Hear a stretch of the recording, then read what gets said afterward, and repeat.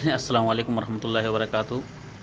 حضرت حارثہ بن وہب رضی اللہ تعالیٰ عنہ فرماتے ہیں کہ نبی کریم صلی اللہ علیہ وسلم نے ارشاد فرمایا، لا يدخل الجنت الجواد ولا الجعوری،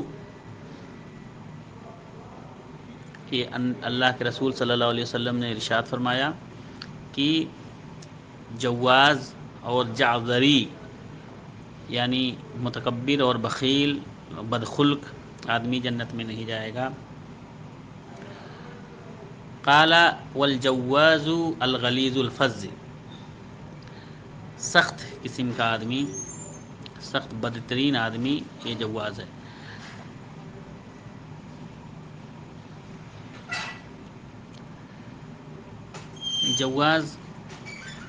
جواز کے معنی میں ہوتے ہیں تکبر سے چلنے والا، اجڑ، بہت کھانے والا۔ اور اسی طرح سے جعذری کے معنی ہوتے ہیں مغرور، سخت، موٹا، بدخلق، سرکش، غلیظ، اور اس طرح سے بخیل، مال کو بچا بچا کے رکھنے والا۔ یعنی یہ سب جو انسانوں کے اندر بری خصلتیں ہوتی ہیں یہ جواز اور جعذری سے مراد ہیں۔ یہ حدیث صحیح ہے، ابو داؤد میں یہ حدیث موجود ہے۔